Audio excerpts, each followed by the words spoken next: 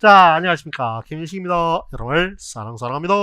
자, 지금 시간에는 김왕초 14번째 교육사회학이란 단어.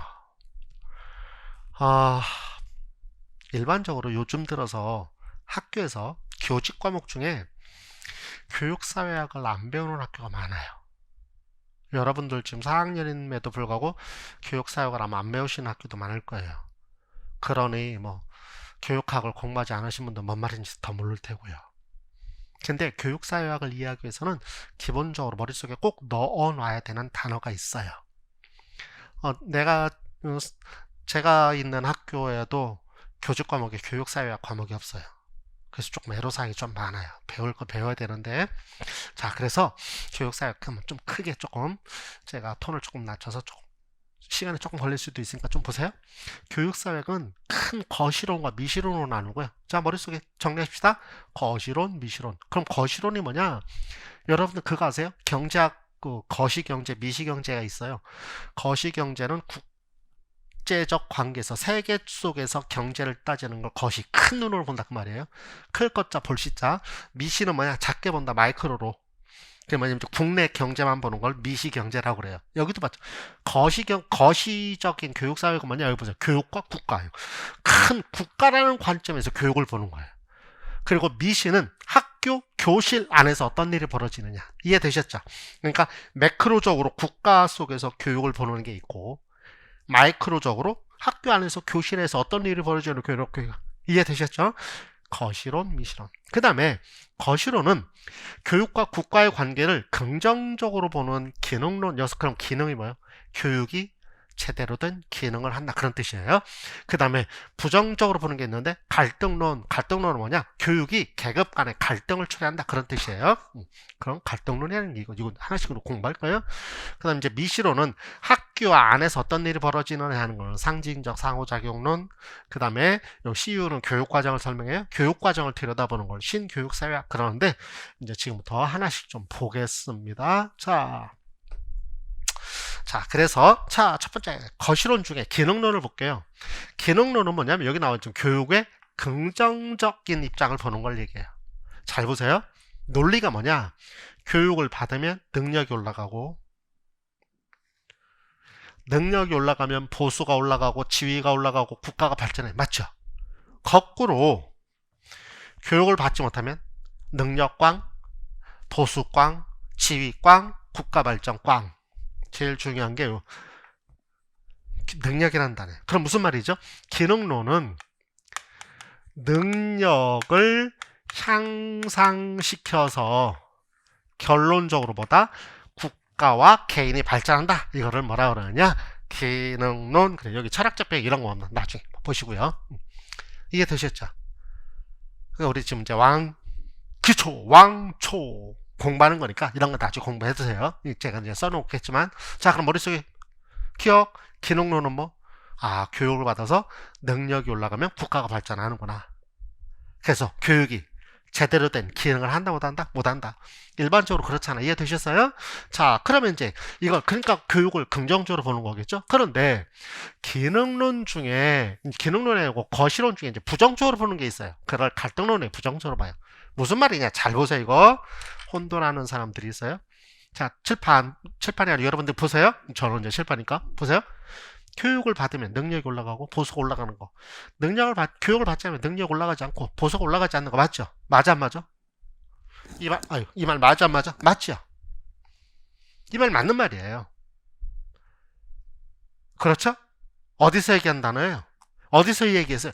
기능론에서, 조금 전에 기능론에서 얘기했어요. 이거요. 자, 다시 하고 조금만 볼까요? 기능론에서 얘기했죠. 교육을 받으면 능력이 올라가고. 이거 똑같이 쓴 거예요.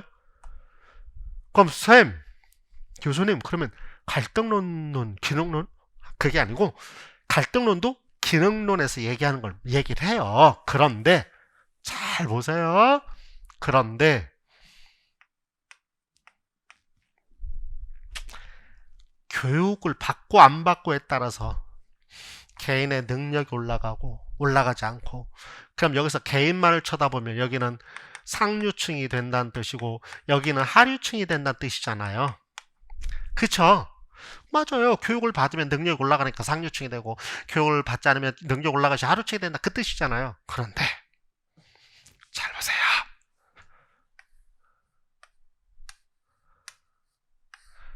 but 저는요. 영어도 읽다가도 but 우리 것도 그런데 나오면 가슴이 쫄깃쫄깃해요. 그런데 뭔 소리 하려고 지금 이거. 잘 봐봐. 상류층은 잘 보세요. 교육을 잘 받아서 능력이 올라가고 보수가 올라가요. 하류층은 상대적으로 교육을 잘 받지 못해서 다시 하류층이 돼요. 무슨 말 이해되세요? 우리 그렇잖아요. 외국 유학 가고 싶어도 돈 없어서 못 갈 수도 있잖아. 이해되시죠? 제가 개인적으로 하류층이었어요, 사실. 근데 유학 가고 싶었는데 못 갔어요. 돈이 없는 걸 어떻게 가? 그리고 그때는 왜 그런 것도 몰랐나 몰라. 국가에서 지급하는 장학금 같은 것들도 가지고 유학 갈 수도 있었는데 그런 것도 몰랐어요. 자, 아무튼 잘 보세요. 잘 봐봐. 교육을 자 요거 찌우고 그러면 땡땡땡땡 교육을 잘 받고 못 받고가 뭐에 따라서 달라져요? 그렇죠. 상류층이냐 하류층이냐에 따라서 상류층은 교육을 잘 받고 하류층은 교육을 잘 못 받아. 이해되세요? 우리나라 현실이 이럴 수도 있잖아. 그러면 잘 봐봐. 결론적으로 상류층은 잘 보셔야 돼요. 상류층은 교육을 잘 받아서 슝 다시 뭐가 되고 상류층이 되고 오케이. 하류층은 교육을 못 받아서 쭉 다시 뭐가 된다? 하류층이 된다. 그래서 계급이 어떻게 된다? 재생산된다. 이게 뭐냐면 갈등론이에요. 그래서 갈등론은 교육의 부정적 관점이 뭐냐면 재생산이에요. 재생산. 교육이 재생산을 담당한대요. 이게 무서운 말 아니에요? 기능론은 아까 여기까지만 얘기했어요. 이거요. 상류층, 하류층 없이 교육을 받아서 올라갈 수 있어. 오케이. 근데 딱 까놓고 봤더니 그런데 그러고 상류층이 더 유리하더라. 그래서 상류층이 다시 상류층 되고 하류층이 다시 하류층 되더라. 우리나라로 지금 얘기하면 금수저가 어떻고 흑수저가 어떻고 이 말이에요. 이 말. 그건 뭐예요? 교육은 긍정적 역할에 부정적 역할이잖아. 재생산. 그래서 머릿속에 갈등론은 뭐다? 재생산을 담당한다. 자, 그럼 다시 한번 보세요. 기능론은 뭐다? 이거 없어요. 기능론은 교육을 받아서 올라가고 올라가지 않고 이것만 얘기했죠. 그런데 갈등론은 그런데 앞에 계급을 갖다 놓고 놨더니 이렇게 전개되더라. 그래서 갈등론자들은 기본적으로 뭐를 가정해요? 계급을 가정해요. 근데 기능론자들은 요거 없이 교육 얘기하는 거니까 계급을 가정하지 않아요. 기능론 말도 맞죠? 요거 없으면. 근데 갈등론 말도 맞죠? 예, 맞아요. 그래서 기능론 올바르다, 갈등론 올바르다라는 말이 아니고 현상을 어떻게 보느냐에 따라서 기능론이 이거 없으면 기능론이 될 수도 있고 요걸 얘기하면 갈등론이 될 수도 있어요. 그럼 결론적으로는 기능론 이렇게 얘기했어. 그럼 갈등론자들은 기능론자는 그래, 네 말 맞아. 그런데 그럼 이제 갈등론자, 기능론자 말을 못하는 거. 그런데 얘기하면 그럼 뭐라고 변명해야지? 나는 계급을 가정하진 않고 그냥 일반적인 얘기는 이렇게 얘기하는 거예요. 이해되셨죠? 지금 김인식은 아까 얘기했지만 하류층이라고 그래서 외국 가고 싶은데 못 갔다고 그랬어. 그러나 저는 지금 그래도 대한민국에서 지식인으로 살고 있잖아. 공부해서 박사학위 갖고 여러분 가르치고 있잖아. 저는 제 현상을 보면 기능론이죠. 공부해서 이해되셨죠? 그러니까 그럼 여러분 물어볼게요. 그럼 우리 교사들은 기능론을 갖고 얘기를 해야 돼요? 갈등론을 갖고 얘기를 해야 돼요? 여러분 어떻게 생각하세요? 우리 교사들은 기능론 갖고 얘기해야 되잖아. 너는 흑수저니까 하지마 이럴 수는 없잖아. 그렇지? 그래서 오늘 이제 우리 교육의 힘을 우리 밀어야 되니까 긍정적인 거. 그래서 이걸 잠깐 찌워보면 아까도 얘기했지만 기능론은 교육의 여기 긍정적 기능. 그러니까 우리 교사들은 긍정적인 걸 얘기해야 되잖아. 그렇죠? 여기 갈등론처럼 부정적인 관점을 얘기하면 안 되잖아. 이해되셨죠? 그래서 여기 자 그래서 아까 교육사회는 크게 거시와 미시로 나누고 거시는 긍정적으로 보면 기능론, 부정으로 보면 갈등론. 그래서 기능론은 교육을 받아서 아샤 할 수 있다. 갈등론은 뭐다? 재생산. 알겠죠? 그 다음에 이제 미시론을 본다고 그랬어요. 미시론은 뭐냐? 학교와 교실을 보는데 학교 안에선 상징적 상호작용 이게 뭐냐면 여러분 낙인 이론이라는 거 아세요? 낙인 이론, 호손 효과. 이 낙인 이론 대신에 호손 효과 갖고 설명합시다. 무슨 말이죠? 호손 효과? 이거 호손 효과 물어보니까 또 모르는 사람들도 있더라고요. 다 아는 건 아니니까 그렇죠. 이런 뜻이에요. 선생님이 그 다음 학년 선생님에게 이렇게 얘기를 했어요. 김 선생님, 선생님께서 맡으실 이 아이들 중에 1, 2분단 애들은 공부를 참 잘하는 애들이고요. 3, 4분단 공부를 좀 못하는 애들이에요. 이렇게 얘기를 해줬어요. 근데 사실 그게 아니고 똑같은데 1, 2분단 애들은 공부를 잘하는 애들이고요. 3, 4분단은 공부 좀 못해요. 아우. 자, 그 다음에 김 선생님이 1, 2분단은 이뻐 보여. 왜? 선생님이 이쁘다고 얘기했잖아. 잘한다고. 그리고 보면 막 이뻐 보여. 막 이뻐 보여. 근데 3, 4분 나는 얘네들 못한다고 그랬는데 그러니까 느낌부터가 쎄해. 그럼 어떤 일이 벌어질까요? 여러분들? 어떤 일이 벌어져? 잘한다고 얘기한 쪽은 이뻐 보이고 못한다고 얘기한 쪽은 이렇게 이뻐 보여. 이렇게 돼버려. 그게 뭐냐? 상호작용이 이상하게 이루어진다 그 말이야. 그걸 호손 효과라 그래. 유학 효과 같은 말이에요. 그런 거를 분석하는 게 미션. 그 다음에 그보다 더 중요한 요거 신교육 사회학이라는 게 하나 있어요. 교육 과정을 들여다보는 건데요. 신교육 사회학이라는 게 어떤 게 있느냐면 자 여기 보세요. 교육 과정 신교육 사회학이라는 게 있어요. 잘 보셔야 돼요. 새로운 교육 사회학 이거는 신교육 사회학은 그냥 새로운 그냥 하나의 학문이에요. 교육 사회학이 아니라 하나의 학문. 뭐냐면 신교육사역은 교육과정을 분석해요. 교육과정. 무슨 뜻이냐? 여러분 하나 물어볼게요. 이따가 또 나올 텐데. 다음에 우리 공부할 것도 나올 텐데. 교육과정은 학교에서 가르치는 거는 대답해 보실래요?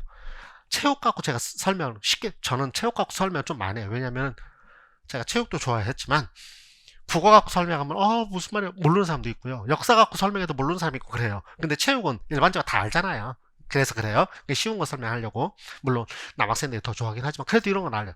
자, 체육 시간에 뭘 가르쳐요? 수영, 자유형, 편형, 접영, 배형 가르치잖아. 그쵸? 근데 수영을 왜 배워요? 우리 저번에 세월호 그런 것 때문에 생존 기법 중에 하나로 수영을 가르치거든요. 요즘 학교에서 다. 그럼 자유형, 편형, 배형, 접영 이거 꼭 이거 4가지 해야 살 수 있나요? 바닷가에서 태어난 애들은 개엄하고도 얼마나 잘하는데 근데 개엄은 안 가르쳐요. 이유는 자유형, 편형 이게 퀄리티가 좀 있어 보여. 개엄은 퀄리티가 없어 보여. 이해되세요? 음악에서 클래식, 베토벤, 슈베르트 가르쳐요. 근데 요즘 대한민국을 뒤흔들고 있는 트롯 안 가르쳐요. 유행가? 가르쳐요? 교과서 있어요? 그럼 무슨 말이에요? 클래식 하면 뭐 있어 보이고 트롯 하면 지금 대한민국 트롯 때문에 이제 유행이 돼서 그렇긴 하지만 자유형, 배형 하면 뭐 있어 보이는데 개형하면 뭐야? 그럼 대답. 자유형, 편형, 배형 이거는 누가 배워? 있는 자들이 배워. 클래식 있는 자들이 배워. 이해되세요? 무슨 말 이해되십니까? 그럼 교육과정은 학교에서 가르치는 문화유산 교육과정 교과예요? 이 수업 저 앞에서 도야로스 교육 얘기할 때 문화유산을 가르친다고 그랬는데 그 문화유산 중에 개념은 없다 그 말이에요. 근데 개념을 터부시할 수는 없잖아. 그치? 잘 보세요.